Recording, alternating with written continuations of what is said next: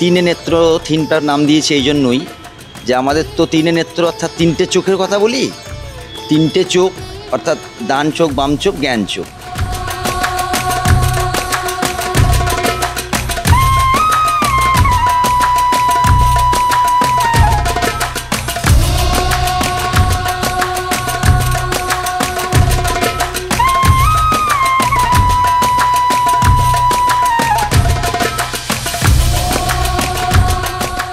এই মানুষগুলো যদি একটুখানি পাশে দাঁড়ানো যায়, আমার মনে হয় সমাজের অনেকখানি হেল্প হবে।